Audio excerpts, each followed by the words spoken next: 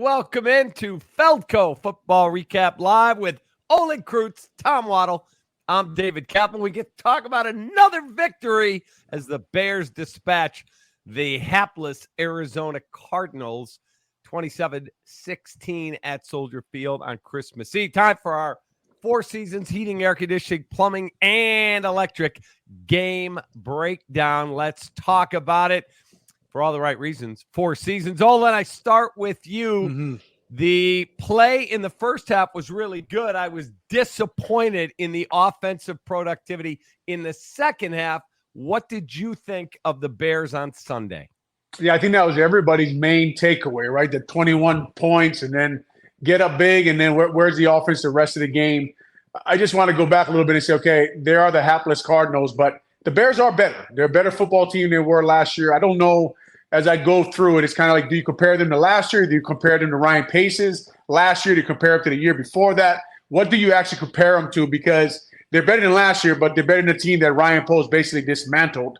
And then now you put guys back on this football team. But the Chicago Bears come out there, guys, they lose the turnover battle and still win the football game. So that is saying something, because I was talking about last week how can you be 2-2 and be +8, right? And actually +10 now. So there's a lot to talk about. There's so many things going on, right? Like with Justin Fields and how's he playing and what are we going to do with that first pick. But my first takeaway is, well, at least I'm not talking about the Cardinals, because when I rewind back, Tom, to my time being an analyst, I'm either talking about John Fox getting fired or Nagy getting fired, or now I'm talking about Eberflus getting fired. So I like to just talk about, look, they won a game. they even lost the turnover battle and won a game, and the O-line dominated. So it's fun to watch that.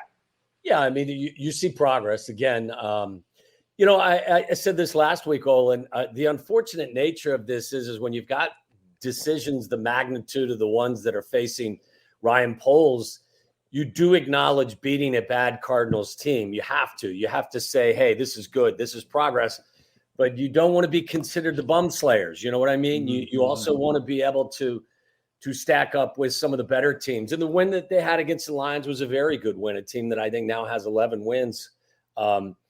So I think when you're making some of these really difficult decisions, unfortunately, you also have to lean on the opponents and you evaluate the strength of what they do. But look, inside that, I thought coming into that game, we talked about this, there were going to be opportunities to run the football. They ran it right down their throats, and they were more physical than the Cardinals. And defensively, I thought the key to the game was to make sure that you kept Kyler Murray in the pocket, or at the very least contained, and make him throw over his offensive lineman and your defensive lineman. And I think they did a really nice job of that. I think Montez Sweat has added so much to this team, like the discipline that he provides and the juice he brings into the huddle. And, he plays the run. He plays, with tremendous discipline. Like he's a fabulous player. And you can see the residual from his presence there as you creep all the way through their defense. All right, let's get to Justin. Here's our Justin Fields winging it segment. We'll look at his numbers and talk about Justin. It's brought to you by Westtown Bakery at the corner of Lake Cook and Milwaukee. They also have locations in the city and their OK Dispensary. Okay, so Justin Fields, 15 of 27 for $170. He ran for 97. He had a touchdown pass to Mercedes Lewis, but he had a bad interception after a 30-some yard run. The next play, they try and take a shot at the end zone, and Justin gets picked off. So let's talk about the good and the bad, Olin. You and I were talking a little bit earlier. After that big run and the dominant performance by the offensive line where you ran for 250 yards, did you like the pass play? First of all, on the play before when he ran, I'd hate to be Antonio Hamilton in their video meeting when he basically avoided Justin Fields running down the field. And Justin Fields, go ahead.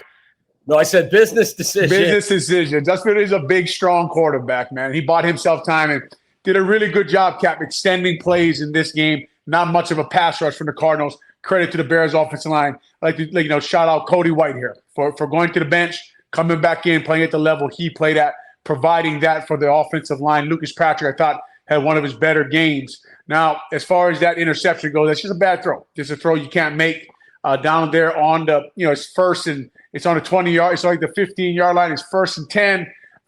It's either throw it to the pylon and make sure only your receiver can catch it, you check it down, or you run it. But the last thing you can do in that game is have an interception there and let the Cardinals back in the game. It just adds a question to a guy I was hoping was going to throw for 300 yards against this Arizona Cardinals defense. That ball's underthrown. Basically, I let Tom talk about it, but it seems like a pylon route to me, and throw it to the pylon or throw it out of bounds. So just not a good throw. But yeah, I think, you know what I go back to, Olin? I go back to that play against the Lions. Remember when we had the discussion, and you made a great point that I hadn't really even thought about. In crunch time, why are you throwing to Tyler Scott on the deep post? It was a good play call. Tyler Scott stops running. It was an excellent throw. You had an opportunity to throw the deep over to DJ Moore because you have more faith in DJ Moore. If you go back and look at that play, there's no safety in the middle of the field. As soon as I see man coverage with no safety in the middle of the field, and I've got DJ Moore, even if he's not 100%, you pop that skinny post, and you don't worry about throwing a wheel route to your running back in between two defenders. If you go back and look at it, there's no help in the middle of the field. And that's one of those things where you see it, you read it, it's 1, 2, 3, ball comes out quick. And I think that it was a problem for Justin in the second half on a number of occasions. The ball was just that little extra half a second that, either that cost him with his accuracy or allowed a Cardinal defender to come in and make a play. I thought if you're going to make that throw, you got it, like you said, Olin, that ball's got to go. It's got to go to the pylon, and only your running back's going to catch it. But I just would ask Justin, what are they telling you to read? I can't imagine they're telling you not to read the middle of the field. And if the safety vacates and you've got your best player in the building running a skinny post, I can't imagine you're not telling him to throw it. And then I'd ask what he saw. But again, if I go back and I would like to know from Justin why you decided to throw that route versus throwing the ball to DJ. And Tom makes a great point, Cap, because if you're Ryan Poles, these are the questions you ask, right? You gets in your office and you ask him, what did you tell him in his helmet when you called that play? Right? Because when you're trying to make a decision on whether this is your quarterback or not, Tom makes a great point. That is critical information that you have to collect there. Okay, what'd you tell him? And here's the thing about that too. The worst kind of football player to coach is the guy who does nothing you tell him to do, and the guy who does everything you tell him to do, right? Because he can't make a play out there on his own, whether he's running around or using his feet. So if he did tell him to read DJ Moore first, and he threw the interception to the running back, now that's a problem. If I'm Ryan Poles and I'm making a decision on my quarterback now, not just one play is a problem, right? But that is a problem that has reared its head a couple of times, 3, 4 times. This is when we talk about when you're making a decision on a quarterback, there's some things that us three don't know that they got to collect that information when they figure out what they want to do at that position. Yeah, I've said it before, guys, too. I think, Cap, again, if they're picking 15, we're not having this discussion, right? We just aren't. But it looks like they're going to be picking 1. Right. So then we do, as Olin's saying, now when you do the evaluation process, you got to dive deep. Like you got to cut through all of it into, straight to the bone. And I got to know what you're thinking, why you're thinking, and why are you not taking a chance here against a bottom level secondary versus, if you're playing against the Cleveland Browns. I just got to know. I'd have 1,000 more questions based on the situation than if this was, there was no question at all about pivoting and moving in a different direction at the end of the year. So let me ask you a question, because on your radio show today, Tommy, I know you had the day off, but Matt Eberflus was on with Sylvie and with Deion Miller and said, quote, no decision has been made if Justin Fields will be the starting quarterback for the Bears next season. He also said he'll be part of the evaluation process. Is that an exit interview for the coach, or has he been told he's coming back? I have no idea, to be honest with you. I mean, the one thing I would say is if they haven't made a decision, they've kind of made a decision, right? I mean, isn't that kind of what we say? If you don't know, you know. But maybe Coach Eberflus doesn't have really the authority to say that right now either, because his evaluation is still in progress. So, look, I said a long time ago, I'm going to let the whole season play out. I think it's, you got to let this coach, you got to let this quarterback, you got to let this whole team get through the season, do everything they can to change heart and minds and make statements and try to make you feel that they are the answer going forward. But I would still, if I had to make a bet, my bet would be in Vegas that there will be more change, not less change. Love Eberflus' confidence, Cap, man. I like that. I like that about him. I'm going to be here making decisions. Look, respect to the media member who asked on the day after Christmas whether he was going to be on a decision or not. Basically, are you going to have your job next year? As far as that goes, though, if you think about it, that quarterback position, when Ryan Poles makes this decision, if they do move on from Coach Eberflus, you need to get a staff in there to evaluate the quarterbacks. So it's got to happen pretty quick, right? With that draft coming up, collecting information, getting to the quarterback, getting to know who this new group likes, who they don't like. They got to be a part of the process of the decision-making. And then does Eberflus keep Getsy? What does Getsy think about the quarterbacks?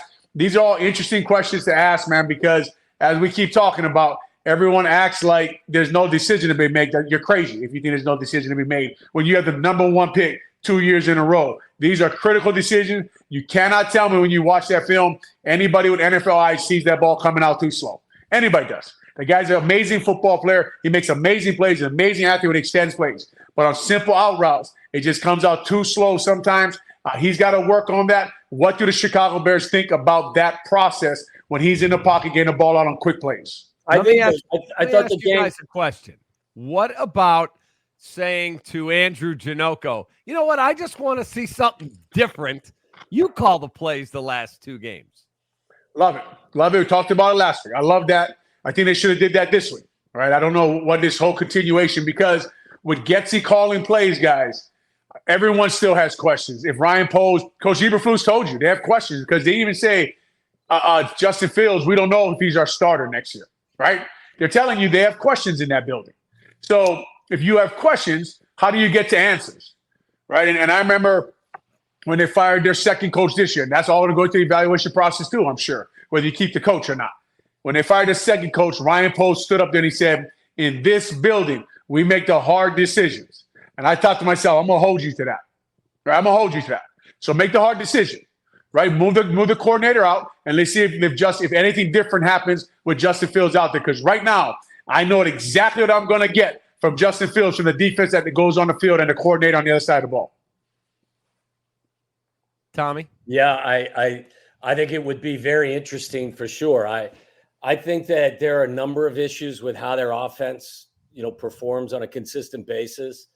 There are times when I don't understand what they're trying to do, but I thought the Cardinal game was kind of, symbolic of how Justin has performed. He's going to make two or three plays that there may be only one other guy in the league that can make those plays. And then he's going to, in the second half of the game, then the ball's not going to come out on time, and he's going to make some questionable decisions. He's going to float from the pocket and actually cause pressure. And then you're going to ask yourself, well, why are you doing that? So it's a very confusing process. And maybe having somebody else call the plays would change that. Mm-hmm. I've said this in the past, though, guys, and I hear people say all the time, well, just put better talent around him as well. I don't care if the name on the back of the jersey is Pettis Jr. or it's Marvin Harrison Jr. Open's open in the National Football League. And if it's open, you got to throw it. You know what I'm saying? So, there's no question having a more talented group in the huddle is going to help everybody. But it doesn't erase some of the issues that just seem to be not related to talent or play calling to me. I've said all along, Olin, I've said all season long, shared culpability would be the best way for me to describe it.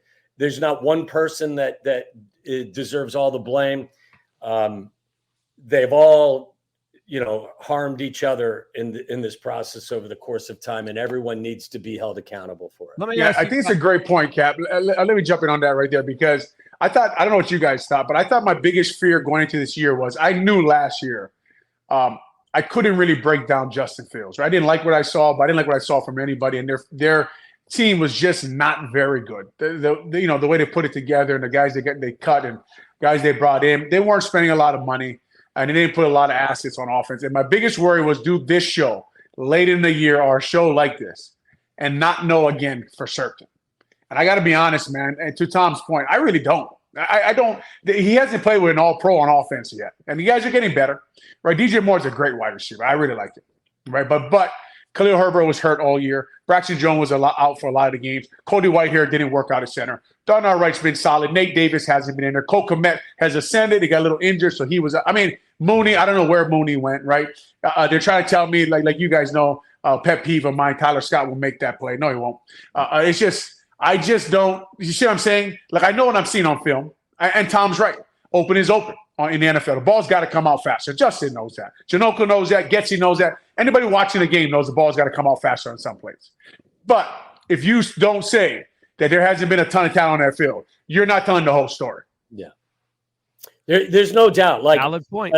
I've said for 2 years now, he has been dealt a bad hand because, as you said, Olin, like that roster, they intentionally just tore to its studs last year. They did that for a reason, and I agreed with it. I thought it makes the evaluation process of the quarterback very difficult.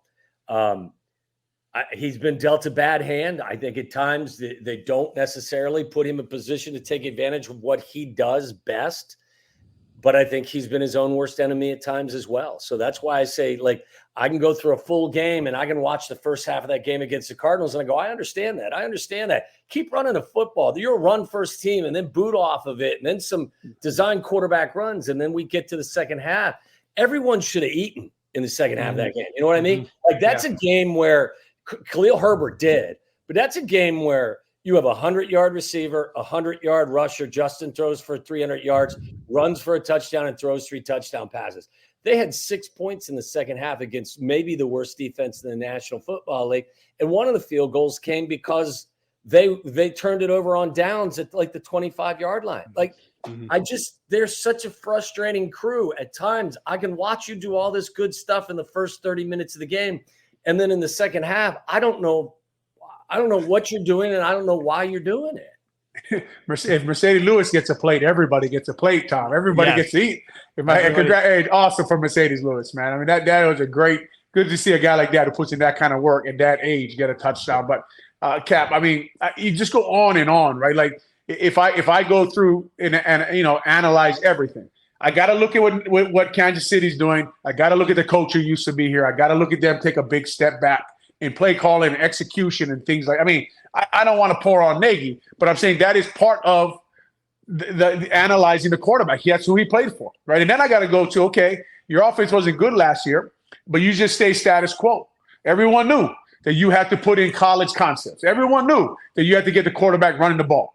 But you didn't sign any coach like that in the offseason. Even Adam to the staff, even get a senior offensive assistant. You didn't do anything like that. So if I'm right, like what we're saying, Ryan Post has to collect so much information at a young age, right? And will Ian Cunningham be here? Will he not be here? Is he interviewing for jobs? How much is he involved in the process? Kevin Warren's got to take out that water, and he's got to water the plant, right? And they got to make a good decision. All right, so let me ask you guys a question, because Diana Rossini from The Athletic wrote an article where she said Mike Tomlin might be available. He's got 1 year left on his deal. And one of the teams she linked to potentially trading for Mike Tomlin was the Chicago Bears. Mike Tomlin does not come with the reputation of being an offensive guru and having unbelievable high-octane offenses. He fired Matt Canada as OC. He hasn't had great quarterback play the last few years, but he fixes your freaking culture like that. And if you're drafting Caleb Williams, what better type of a gentleman to shepherd him into the NFL and teach him what it means to be a professional? So what's more important, getting Ben Johnson or Shane Waldron or Brian Johnson, one of the hotshot offensive coordinators, or getting a proven commodity, albeit coming off a down year, but he fixes your culture? I like a culture fixer, right? I like guys like John Harbaugh who see a problem and solve it and say, this is what my team needs. I got to move on from my OC. I got to move on from my defense corner. I got to make changes everywhere, right? I got to get better here, and he just does it. I like guys like that. As far as Mike Tomlin goes, I love when he talks, right? He sounds like a leader of men. People rave about him. I watched Matt Canada call plays one time last year. I knew he was going to get fired. Right? Like, I worry about things like that. And Cap, I told you, we were doing the game together. And I said, we were doing the NBC after show, right? Yep. And I told you in the room, I said, this guy Matt Canada's going to get fired. And you looked at me like I was crazy. Most people do. That kind of worries me, right? That it took that long. And I gotta look at his development of the position after Ben Roethlisberger. And I think he's a great leader of men. But if he's the guy, if I like that, you sure like what Mike Tomlin has done in Pittsburgh. Yeah, it's a conundrum because I think everyone would sign up for Mike Tomlin. But like Olin said, I got to know who your OC is, because whether you keep Justin and you need to rewire him, or you're drafting Caleb Williams, I need to know who's going to be in charge of your offense. And then I got to know whether or not, if that guy's any good, is he going to stay around, or is he going to get job interviews the following year? And then I might change in offensive coordinators again for whether it's Justin or can you imagine if you keep Justin and you bring in Mike Tomlin and a new coordinator, that's his third coordinator in 4 years. And then that coordinator does good work and then moves on to a head coaching job. And Justin would have his fifth coordinator, a fourth coordinator in 5 years. I mean, like at some point it's crazy. Look, the other thing, Cap, is when you consider Tomlin, I would assume because he's got a year left on his deal after this compensation. And I got to tell you, like I'm not willing, and I love Mike Tomlin. I have all the respect in the world for him. I'm not giving up a first-round pick for him. I personally am not a fan of doing that for coaches, especially a coach who's as good as he has been. But as Olin said, we do have questions about who you bringing in to fix our offense. Cap, when we talk about someone like John Harbaugh, and I pulled up the Ravens staff, because I just think it's interesting to study the things he does, a leader, culture changer. And you see guys like T. Martin, the former Tennessee quarterback, is Lamar Jackson's quarterback coach, right? Willie Taggart, the former Florida State head coach, College Concepts. He's the running back coach, right? He put together a staff to put concepts together in a room. And I started talking about some of my disappointment with the Bears. Just simply put, like when you ask, did you do everything? Did you do everything to give Justin Fields a chance? It's all that you ask at the end of the season. So guys like us who are talking about it can be like, well, they did bring this guy in. They were running him a lot. He just, I wanted them to run him where they needed to run him so I could see if he could stay healthy doing that, running that offense. They haven't done it enough. I don't know, right? They booted some this past week, but not a lot, right? They didn't move the pocket a lot. As Tom talked about, they didn't run quarterback runs in the second half when they slowed down. They run that quarterback toss crack in the first half for, 30 yards maybe. So it's just some of that frustrates me. So when you talk about a culture changer, I rather say a problem solver, a guy who sees problems and solves them. Olin, to your point too, I think that Philly, and they've lost a lot of their guys because once you have success, teams come in and poach your guys. But I think their existing offensive coordinator was doing some of that same stuff at Florida, right? Like, didn't he come from Florida and was running that same style of offense? And I think it's such a great point is that if you've got a quarterback that you've identified that does that stuff well, you better have a staff that is knowledgeable and well read on what that offense is. And people always ask, well, what is Getsy's offense? It's what you see every Sunday up at Green Bay. It's what they ran with Aaron Rodgers. It's what they're running with Jordan Love right now. And it works if you've got someone who has a certain skill set. But if that person doesn't have that skill set and the ball doesn't come out on time and you're not throwing guys open and there's no anticipation and you're more of a physical player, then that system isn't going to work for your quarterback. You're just, it's square peg, round hole. So, I think Luke Getsy over the course of the last year plus has tried to do some stuff, but I just don't think that's who he is, Olin. I think that he's, what you've seen the Green Bay Packers run with Aaron Rodgers and to a certain degree, what you've seen them run now with Jordan Love is what he is most well-versed in. Yep. All right, let's take a look at our Dr. Pepper players and play of the game, brought to you by Dr. Pepper, an American original, just like our Bears. Players of the game. I had to give Cole Kmet 107 yards on 4 catches, and Khalil Herbert ran for over 100. I thought both guys had really, really good days, so I made them the Dr. Pepper players of the game. And our play of the game, look, I could have gone a number of ways. I thought, you know what? You punched him in the mouth right away. Justin stepped up. Zoop. There he goes to the end zone, beats the defensive end, and he runs it in for the first touchdown. And everybody takes a deep breath and then goes, okay, we're good. We got a touchdown. We're good. They ended up going up 21-0. But the Justin Fields opening drive touchdown is our Dr. Pepper play of the game, pleasing your taste buds since 1885. Grab an ice cold refreshing Dr. Pepper Day at McDonald's near you. Right there, baby. As soon as we're done, that's it. And my friends at Westtown got me some. How about that cookie? There you go. That's a good one, man. A little Frosted snowman cookie. So you won't get to sleep until 2 a.m. tonight. Hey, I'm off with radio all week long, man. I'm going to pour 2 fingers of bourbon and pass out on the couch. One chance, man. One chance in 3 or 4 years to give the big guys player of the game. And you just pass them up, right? One chance to give the fat guys, man. The guys barely fit their suit. They sweat. They got to carry towels because it's hot wherever they go. You get no love. 250 yards of rushing, man. Kept the quarterback clean. And you go Khalil Herbert and Cole Kmet. I could have gone co-players of the game. So I'll add the offensive line as a unit to the co-players of the game. Khalil Herbert, it's good to see him, guys, run like that and be explosive again. We haven't seen that in a while. Hopefully that ankle is back. If it was a high ankle sprain, like they say, those things take a while. Yeah. It's good to see him bounce outside. And in their run game, like we talked about, they like to press and bounce to the cornerback and make that secondary tackle. And he did a nice job forcing those guys and beating those guys. Great to see him out there running the ball like that again. Tommy, what did you think of Cole Kmet's play before he got knocked out? Today, when they asked Eberflus, he would not give any update on his knee, so we'll know more on Wednesday. That didn't sound good to me. Listen, I think Cole's a good, solid football player. I want him on my team.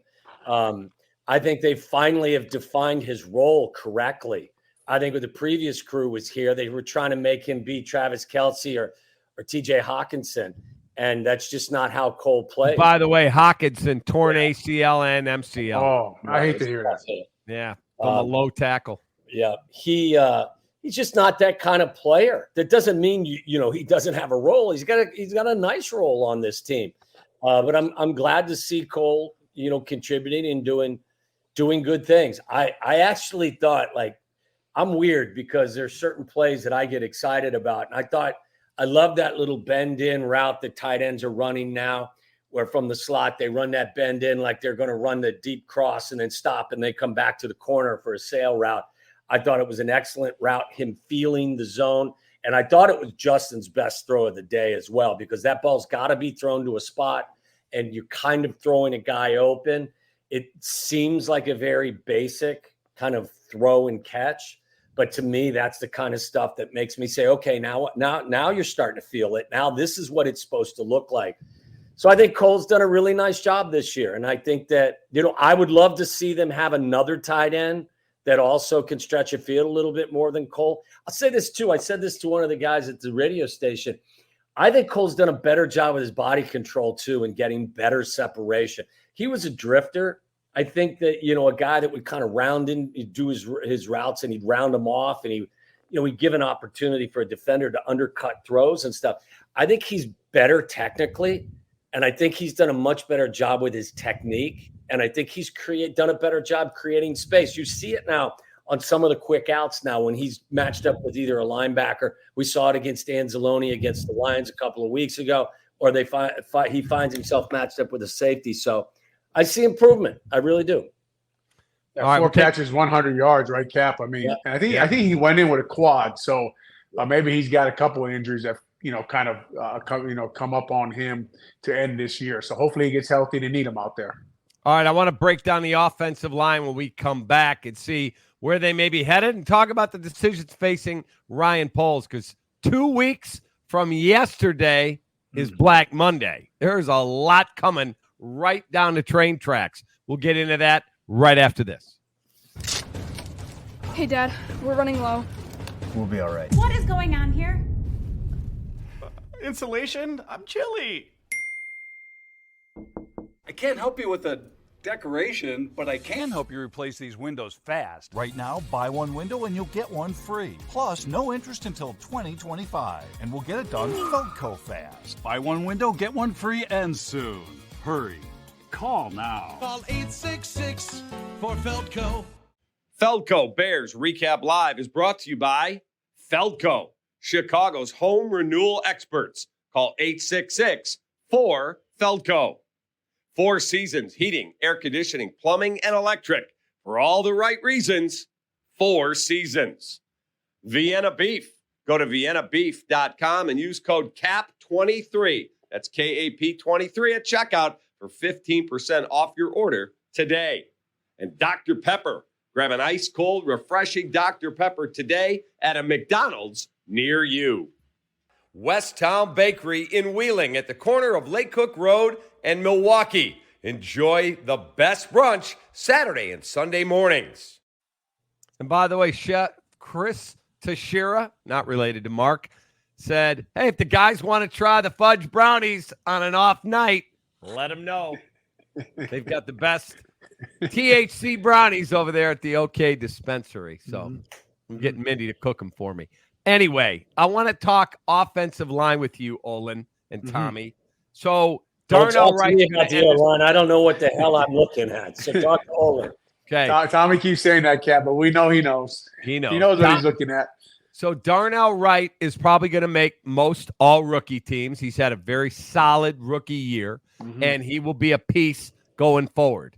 They're going to get a new center. They're not going to bring Lucas Patrick back. I can report that right here confidently. He won't be here. Braxton Jones has been good, but I want Olin to give his grades on how this offensive line has played and what spots other than center you would upgrade. Well, they're incomplete, right? They're incomplete right now because no one's really played a whole year except the guy you're talking about, Darnell Wright. He's been their anchor, right? And you need an anchor out there in your offensive line. And like I constantly talk to you about, Cap, I go out there and get myself an all-pro, right? I get myself a guy who's a good football player, young, growing, ascending football player, a guy like Tevin Jenkins when he's healthy. I just can't trust him right now. And I watch Tevin Jenkins play, and I can see sometimes when he gets hit, when he moves, the man produces a lot of force. He doesn't absorb force well. And when you watch him get hit, that's why he drops fast, right? So, I don't think he watches our show. But, eccentrics and isometrics, Tevin, a lot of them. Do them a lot.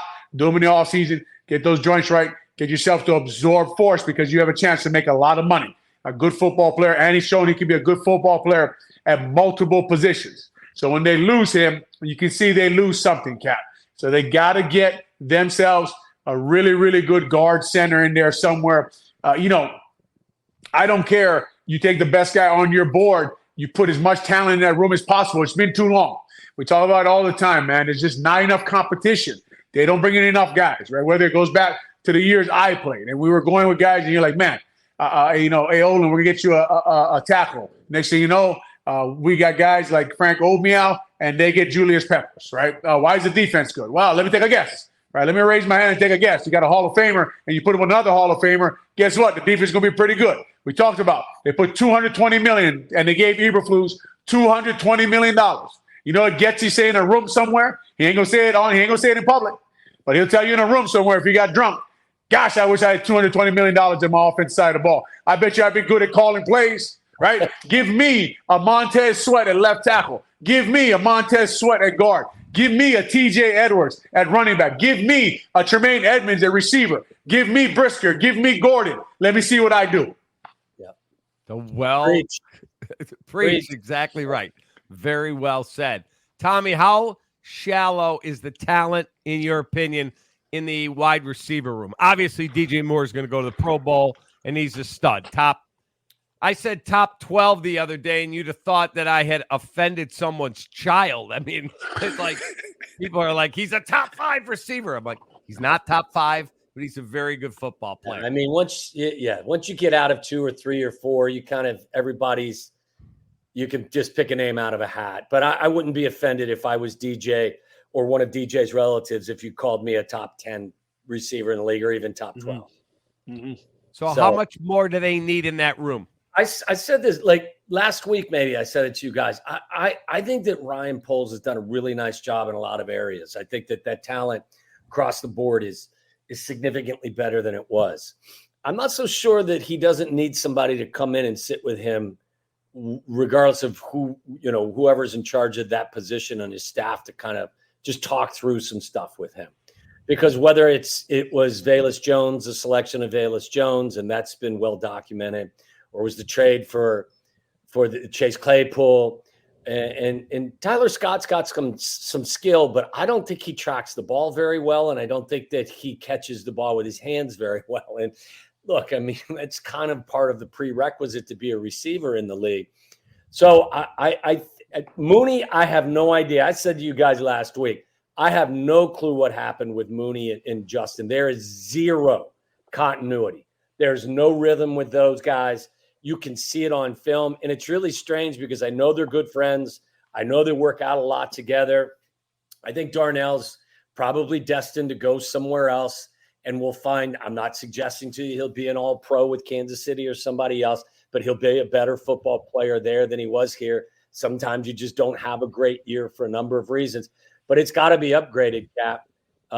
Like if it's DJ Moore and it's Equanimous St. Brown and Tyler Scott, it's not enough. It's not enough. I mean, I want somebody that can play the slot, whether that's a tight end or it's a wide receiver. I want someone that can own the slot area. I'd like to see them get some size, not just for blocking, but, like Pittman is a kid from Indianapolis. If you watch him play, he plays with, really good speed, but he's got really good size as well. I don't care how you do it. You got to have two difference makers. It can be two receivers, or it can be a receiver and a tight end. You got to have two guys that scare the living shit out of everybody. Mm-hmm. We just don't right now. You don't have it. So the upgrade's got to be there, and not just a really talented two, but you need some depth as well. Olin, and I think to look at, Cap, if you don't mind me adding on that, I think to look at, as we talked about Nagy in Kansas City, look at their wide receiver problem, right? Yeah. They have a wide receiver problem there too. So it's just like Tom said, do we have to change? Our job is not to go find something else to change the way we're looking at things, right? How are we looking at this, and should it be different? And again, I go back to on offense, because we talk about telling the whole story. Are we happy with the offense? No. Are you happy with Justin Fields right now? No. There were receivers on the board and O-linemen on the board, Cap, when Velus Jones and Brisker and Gordon got taken, right? So these guys now, there's a reason that defense is playing good, and you have to go through the process of analyzing why. Why are they playing good? They took guys, they put them there. You would say without Brisker, without Kyler Gordon, that'd be a totally looking defense we have going on out there right now at Soldier Field. So let me ask you guys this. How much pressure Tommy always says, I use the line all the time, Tommy, but it's yours. To whom much is given, much is expected. Ryan Poles is in charge of the football operation, and everything I've heard from people I trust, he and Kevin Warren are in lockstep. He's in a good position. He could do whatever he needs to do, and money will be no object. They said, you tell us it's going to cost this, we're not going to offer the guy $15 an hour. We're going to absolutely go out and whatever it costs, if that's the right guy to tutor our quarterback, let's go get him. I don't care what the price is. So how much pressure is on him to make the decision to walk away from Justin, trade him away, go get Caleb Williams, or whoever it is? Because if he keeps him and the other guy becomes an all-pro and your guy doesn't, you're getting fired. Well, I would say make the decision that don't make a decision for anyone else other than you. Mm-hmm. Don't make a decision based on how you feel, NFL history will look at you. And we've had that conversation. And if they passed on CJ Stroud and Stroud goes on to continue to be the player like he has played early in his career, and you do it again next year, yeah, the NFL history books are not going to be too kind to you.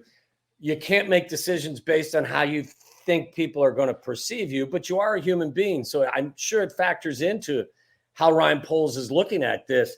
Just, Cap, we used to bust your balls all the time for saying conviction, when it came to Matt Nagy and choosing, Mitchell Trubisky. But it's true. Like, you have to whatever's in your heart and whatever in your head and whatever you've done all the work on. If it says keep Justin because the other guys are no good, then that's what you got to do.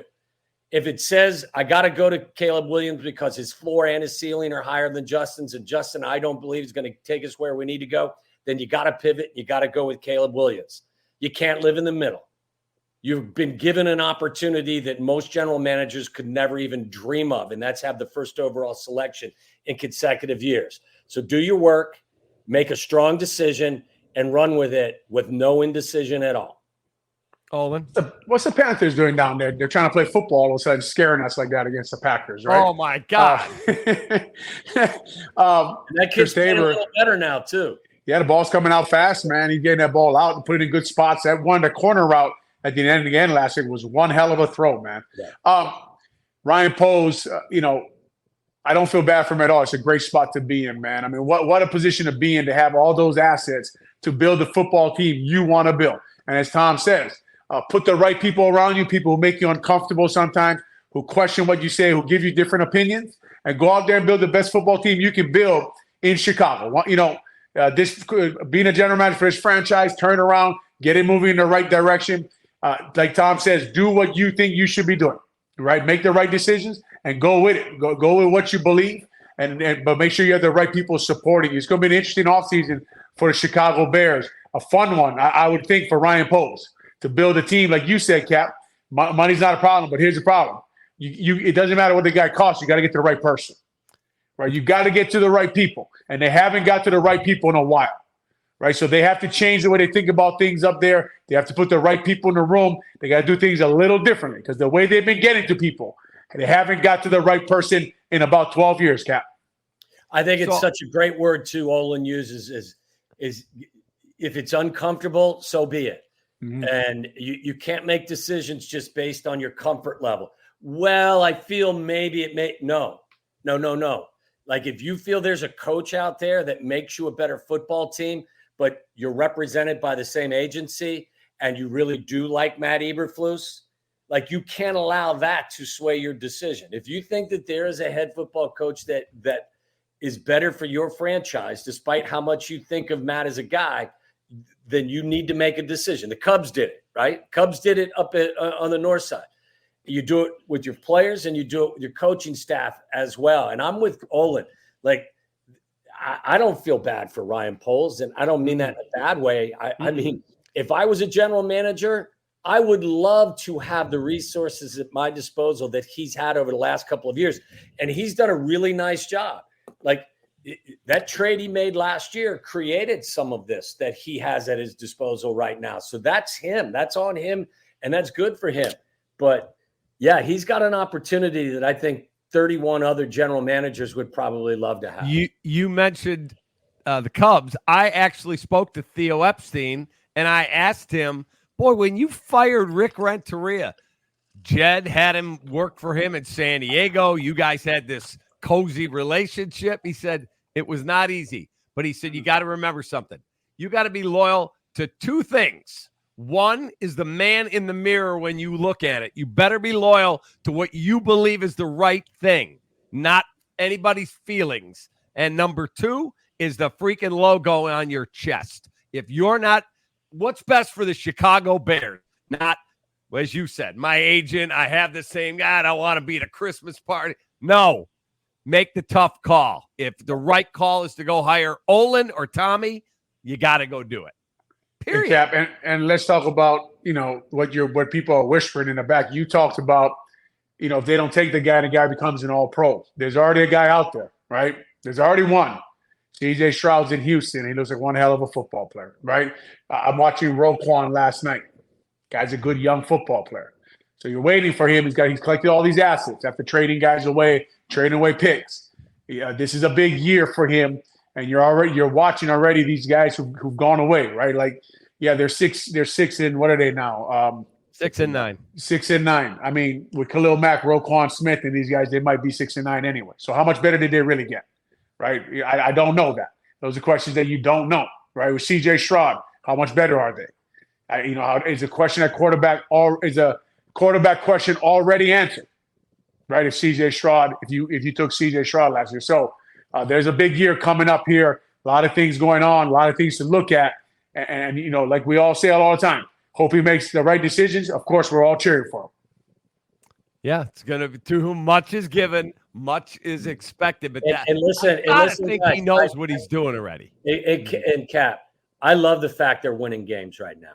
Mhm. There's some people that are, it's going to affect our draft selection. I don't care about the Bears pick. I care about the Carolina pick. And right now that looks pretty firm. I think there's more benefit to this team winning some of these games because of some of their young players, whether that means you're going to draft at 8 or 9 with your pick versus 4 or 5. I couldn't give a rat's ass about that because this is much more beneficial to me. By the same token, don't think because you've won a few games or that you may get to 8 and 9 or 7 and 10, that doesn't mean you shouldn't still pivot in a number of areas. Okay. Like, don't get comfortable with the thought, well, we won 3 games last year. We won 8 games or 7 or 8 games this year. That's twice as many games. That's fine. That's good. That means you've made some good decisions, but it shouldn't stop you from making even better decisions if, in fact, those decisions are available. Yeah, that secondary they have is really good, man. I hate to change the subject. I was just thinking about that while Tom was talking. They are fun to watch. Yep. Tyreek Stevenson and Jalen Johnson and Brisker and Gordon. You put T.J. Edwards and Tremaine Edmonds back there. You can see the quarterback. When they're in zone, he doesn't know where to throw the ball. Those windows are closing in a hurry, and they're physical, and they get after guys. We talked about on this show for a while now, that unit looks like they could be elite. They're moving in that direction, man. They are pretty down. Now, Terrell Smith is not terrible, right? He made a mistake against the Cleveland Browns, but he plays pretty good football too when he comes in. I wonder if he could become the safety if they let Eddie Jackson go. Eddie's been talking openly how much he loves it here, but he said, I get it. It's a business. My cap number is 18.4 next year. Bears would save 14 if they released him. I mean, you guys did this. I mean, Olin, you went and got an offer, I think, from Miami. You did play in New Orleans briefly, but then Jerry Angelo got the deal done with you. Does a guy like Eddie Jackson, in your opinion, look and go, man, I've made a home here. I fit in here. It's ascending, at least on the defensive side.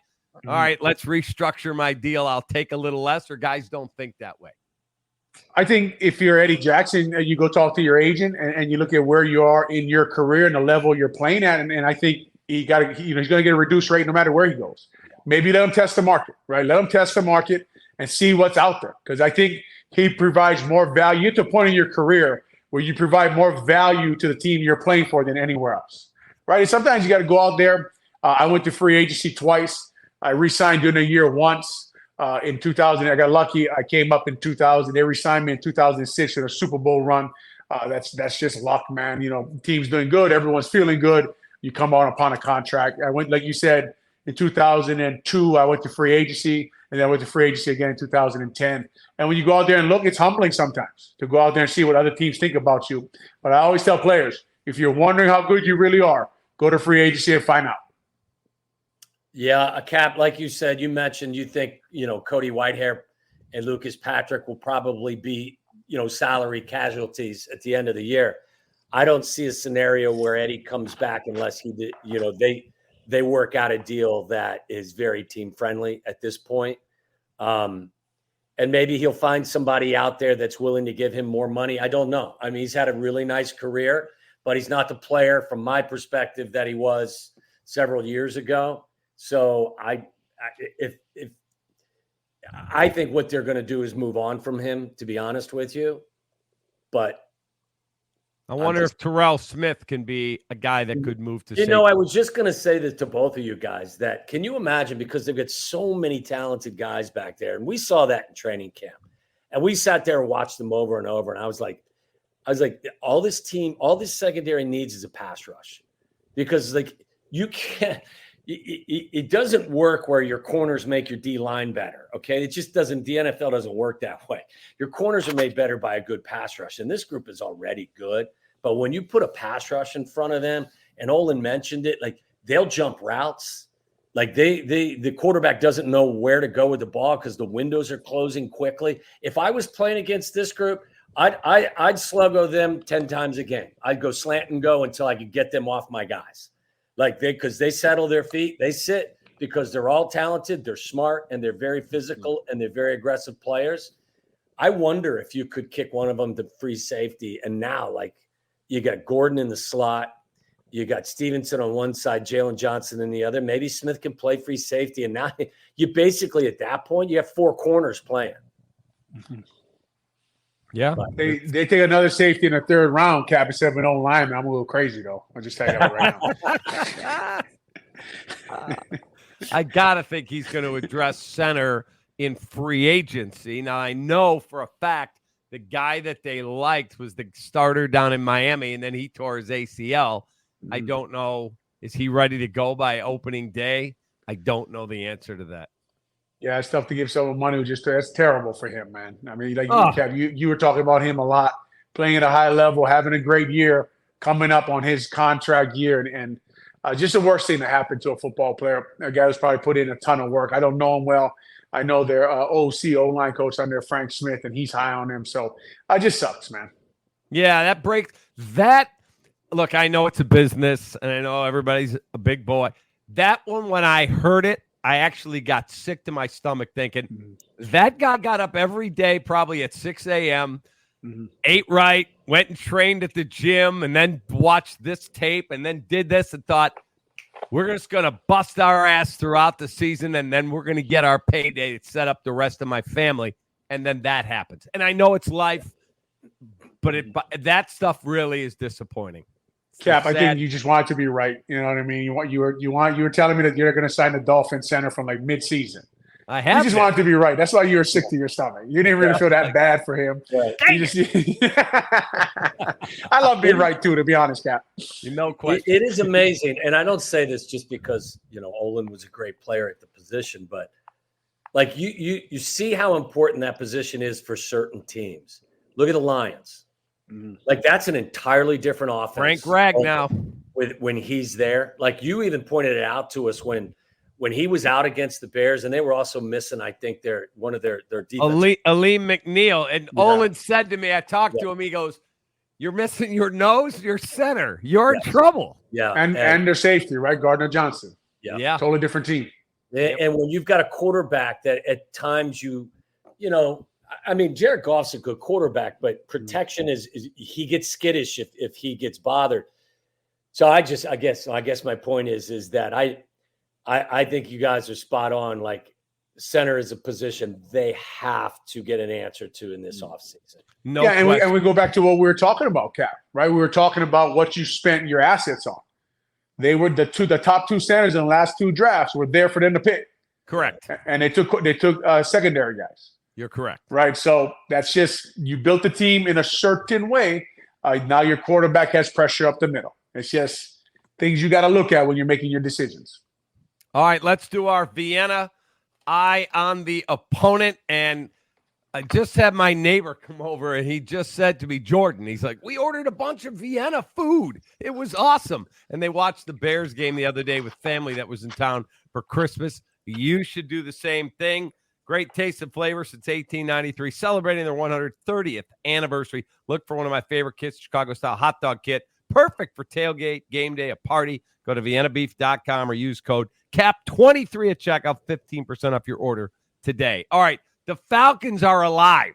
They feel like they can get to the playoffs. They don't get great quarterback play from Desmond Ridder. Taylor Heineke has been in there. But they have Bijan Robinson and Tyler Algier and Kyle Pitts and Drake London.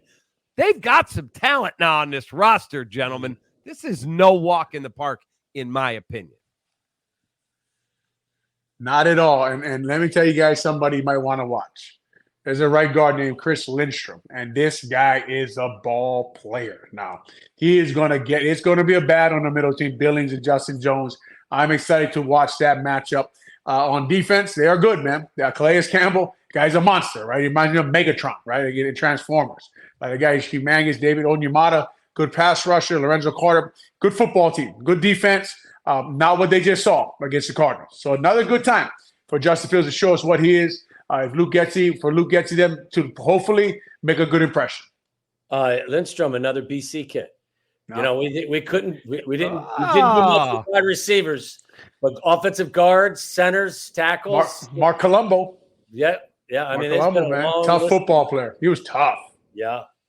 I think it's a scrappy team. I think Heineke gives them a little bit of scrap too. I think they're athletic defensively. They got playmakers. You listed them, Cap. Like, they're fun to watch. Drake London is the kid I think he's from USC, isn't he? Yeah. Just a tremendously athletic and physical wide receiver. Pitts, I loved him coming out of Florida when he was coming out of school. They got a lot of talent. So, I mean, I wouldn't take them lightly, and they've got something to play for. I mean, the NFC South is going to be up for grabs until the final week of the season. So I think they're probably a little more comfortable in their building than they will be in ours. So maybe Mother Nature will do her duty. But, yeah, I wouldn't take them light. This is, as Olin said, this is an entirely different team than you saw with the Cardinals. They can run the football now. Bijan Robinson, I still wonder why Arthur Smith doesn't hand the ball to him more, but he's averaging 4.6 per carry. He can catch the football. Tyler Allgeier's another really good back. I think it's a really tough game to win. I really, really do. I think that team comes in. You're playing for a division championship. You got to have some juice in your step, right? Yes, and it's good for the Chicago Bears. Like, you want to see where you are, right? You earn the right. We talked about they've improved. They get rid of I forgot what Tom called it, the bums, right? They got rid of them.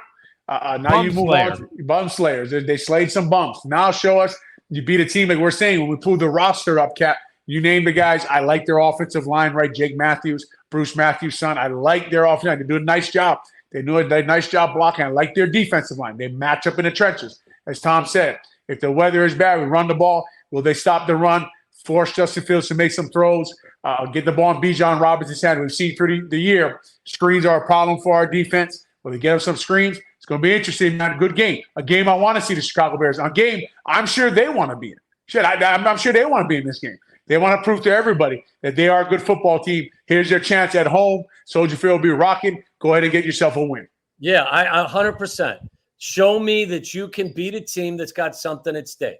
I know you can beat the Cardinals. I know you can beat the Commanders. I know that you match up well with the Detroit Lions. That's a good win. Or the Panthers. You know, let the Falcons come to town with a lot of good football players with something to play for and get the best of them. And then, you know, now your resume to me starts to get a little stronger, a little bit more impressive. By the way, a week from Sunday, my first game ever at Lambeau. I've never been to Lambeau. Wow. Fun place. Yeah, Great. I'm excited. If it's cold there, it's cold though. That stadium is cold when it's cold, man. It'll be fun. I went to college in Minnesota. I'm good. I'm all right. Oh, all right. Yeah, big college you went to, man. Big time football there. Yeah, Hamlin University, baby. It was my favorite place to pull in. We pull in the team buses, and you'd see just about everything. I mean, people, old man. You'd be a 78-year-old lady with no shirt on and giving you the finger and maybe two teeth in her mouth, screaming the F word at you. It was beautiful. Awesome place. Awesome place to play for. I like that place. I like the Oakland, the old stadium in Oakland. That was a fun place to play, man. A lot of good stadiums, Rob. But Green Bay was one of the funner places to play. All right, before we wrap this up, I got to give out a movie recommendation. We go every year on Christmas with my family to go see a movie. We saw The Boys in the Boat yesterday. It's about the University of Washington crew team from 1936. Oh, my God. It is an awesome sports movie. Famous book, right? Wasn't it a famous book? Yeah. Yep. The UW crew team, man. I mean, I didn't know much about crew, obviously, growing up in Hawaii, but they more with canoe paddle out there. But, I mean, those guys train.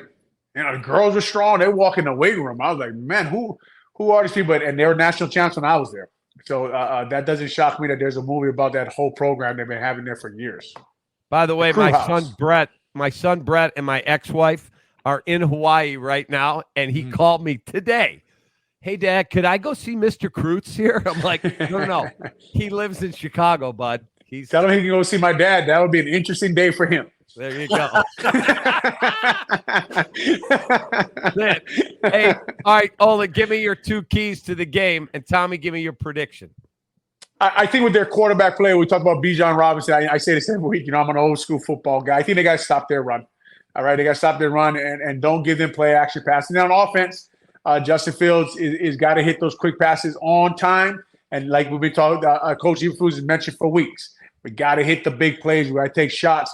And then at the end of the game, we didn't get to go through that 3rd and 1, but details are important at the end of the game. And eventually, Tom, I don't know if you agree with this, but eventually it's on the players to finish games, man. Yes. The way you're practicing shows up late in games. You got to hold yourselves to a standard during practice. Make sure you're doing everything right. Yeah, I agree with you 100%. This is the NFL. This ain't high school. So ultimately, players have more impact on the outcome of the game than a coaching staff will. I just was checking my phone for the weather, Cap. It says 30 degrees and cloudy. I'm hoping for a little bit of rain, maybe a little bit of snow. So I'll say 24-23, Bears get the win, Mother Nature with an assist. All right. That'd be fun. I just want to go up and see them beat the Packers' ass when I go to Lambeau. Don't be looking through the Falcons to the Packers, buddy. Packers, yeah. Yeah. Are you going to wear Bears gear at Lambeau Field? Of course I am. Nah, I just wonder if you're a little scared, a little action. You know what I mean? Small hill for a climber, my friend. I This love is what that. my wife just got me for Christmas right there. She said, you got to wear that on the show with the guys. Okay, there it is. There it is. All right, you guys have a wonderful rest of your week. Hope you had a great Christmas. Have a wonderful New Year. Next Tuesday, we got 2 shows left. And then who knows what decisions might be coming for Olin, for Tommy, for our great crew. I'm David Kaplan. Thanks for watching Feldco Football Recap Live. Go Bears. Hey, Dad, we're running low. We'll be all right. What is going on here? Insulation? I'm chilly. I can't help you with a decoration, but I Can help you replace these windows fast. Right now, buy one window and you'll get one free. Plus, no interest until 2025. And we'll get it done Feldco fast. Buy one window, get one free, and soon. Hurry. Call now. Call 866 for Feldco. Feldco Bears Recap Live is brought to you by Feldco, Chicago's home renewal experts. Call 866-4FELDCO. 4 Seasons Heating, Air Conditioning, Plumbing, and Electric. For all the right reasons, 4 Seasons. Vienna Beef. Go to viennabeef.com and use code CAP23. That's KAP23 at checkout for 15% off your order today. And Dr. Pepper. Grab an ice-cold, refreshing Dr. Pepper today at a McDonald's near you. Westtown Bakery in Wheeling at the corner of Lake Cook Road and Milwaukee. Enjoy the best brunch Saturday and Sunday mornings.